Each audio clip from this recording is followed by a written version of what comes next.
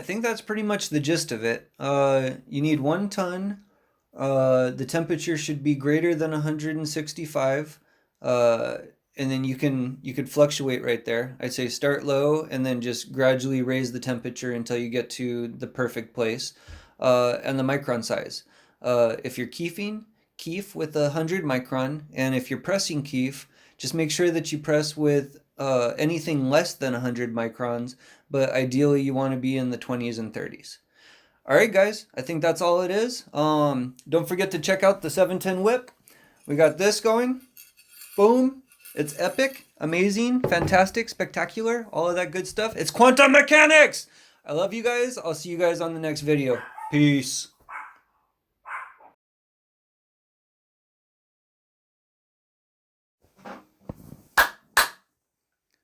What is up, Domeless family? All right, you guys. I should say that while I'm looking at the camera. What is up, Domeless family? All right, guys. So today we got a couple things. I hope I didn't jack up the audio already, but we got an email from a customer and a longtime friend, and we're gonna go ahead and answer his questions. Basically, he's gonna be pressing his Kief, or well, he wants to do more pressing, but he wants a little bit more information about pressing, and he wants to press Kief particularly. So let's go ahead and jump right in. All right, so I'm going to read you a little bit of his email. It says, hey, greetings from DC, Darren. It's your longtime friend, Alex. I'm starting to wash all my buds and have decided only make bubble hash. I rarely smoke flour and press that bubble. I fell in love with more pure product you get from bubble over flour rosin. I would like to know from the master of all angles, I need to know about pressing bubble. What temp? What size bags, micron size? And does the bubble need to be finely microplaned or is a chunk okay in a bag? And third is going to be pressure. What's the best pressure for bubble pressing? All right, Alex, this is what we're going to do. Give me 1 second to gather my thoughts and probably do some editing here. Let's see. Okay, so when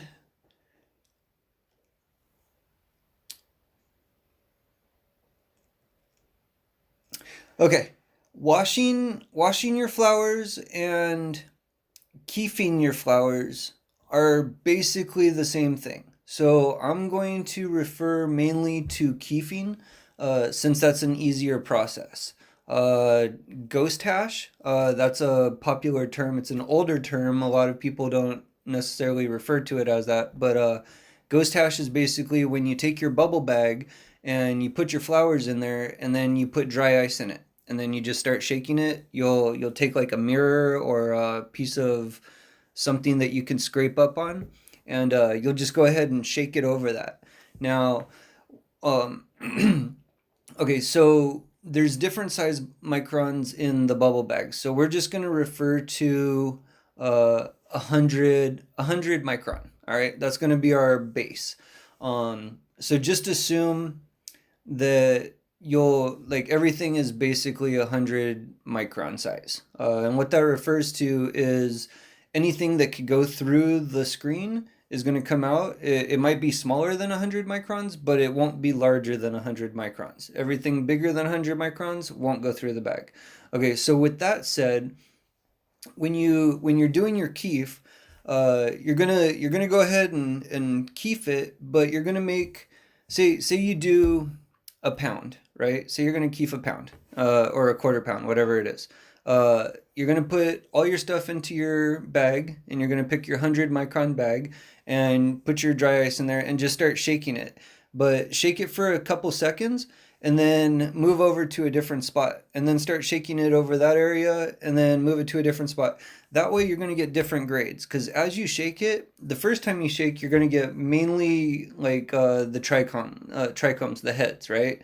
But the second time you shake it, you're going to get trichomes and a little bit of plant matter. The third time, you're going to start getting gradually more plant matter and less trichomes. So you'll still get trichomes, but it's not going to be as much of it. So you'll have your A, your B, your C, your D, so on and so forth, however far you want to take it.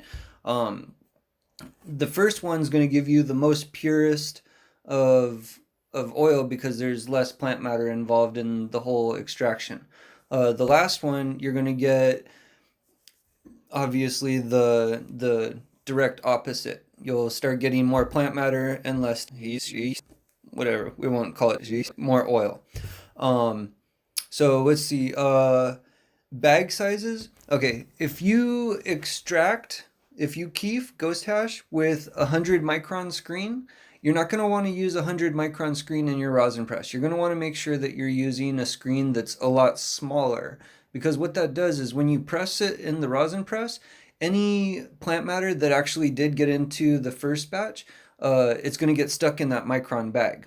Okay, and as we know, water and oil or fluids, they'll seep through anything. So the smaller the micron, the better off you are, because the less stuff that's going to get into your oil. You could essentially get upwards of 90%, maybe even 95% oil after pressing. There's always going to be a little bit of some kind of stuff that flows into the oil, whether it's fats, lipids, terpenes, plant matter, whatever it is. It's very difficult to get 100% THC return on a primitive extraction like what we're doing. And I say primitive just because it's not like a closed uh, apparatus that I think you know what I'm talking about. Closed loop blasting systems, those are pretty cool, but you get a different product. It's not necessarily, that's beside the point. All right, so let's see, what was the second thing? All right, when you put it in there, all right, let's go for temperature. Okay, so when you're pressing, essentially you have your puck of if it's the A batch that you keefed or the C batch that you keefed, it's got a little bit of material in it, and the goal is to bring the material up to temperature so that the oil can solidify or liquefy. It just gets it. Hmm. It it gets soluble, and then it'll flow through the micron screen. So essentially you can have even a smaller micron than 24, but now you're getting into some specialty stuff, and the price for the materials are going to be a little bit more expensive. So I recommend just to stay in the 20 to 30 area on the micron bags. Okay, so as for temperature, as long as you have a, like, we'll say 185, that should be right around the lowest. Maybe even 165 could be the lowest, depending on where you're at and what strain you're pressing. So the gist of the matter is heat up your oil so that it turns into a fluid, and then as soon as you add pressure, the fluid's gonna seep out of the bags. Okay, so which brings us into our next section.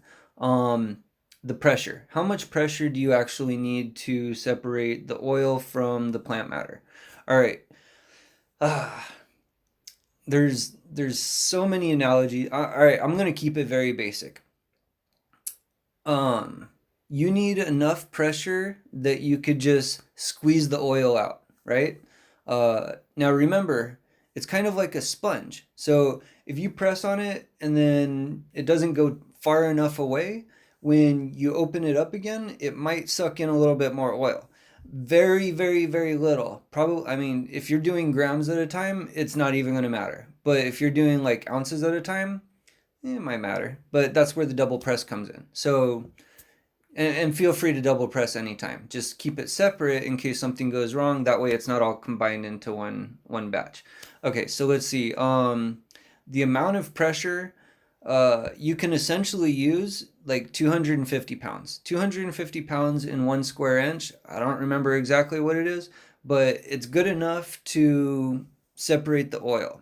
Now, if you want, uh, now, hold on, before before I move forward, 250 pounds per gram. Okay, so if you're going to be pushing or pressing more than 1 gram at a time, then you're going to obviously need more pressure. Say if you're trying to do like a quarter ounce or 10 grams at a time, you're going to need upwards of a ton. Uh, and that's just so you can squeeze it and the oil will come out. Um, I think that's pretty much the gist of it. You need 1 ton. The temperature should be greater than 165. Uh, and then you could fluctuate right there. I'd say start low and then just gradually raise the temperature until you get to the perfect place. And the micron size. If you're keefing, keef with 100 micron, and if you're pressing keef, just make sure that you press with anything less than 100 microns, but ideally you want to be in the 20s and 30s. All right, guys, I think that's all it is. Don't forget to check out the 710 whip. We got this going. Boom. It's epic, amazing, fantastic, spectacular, all of that good stuff. It's quantum mechanics. I love you guys. I'll see you guys on the next video. Peace.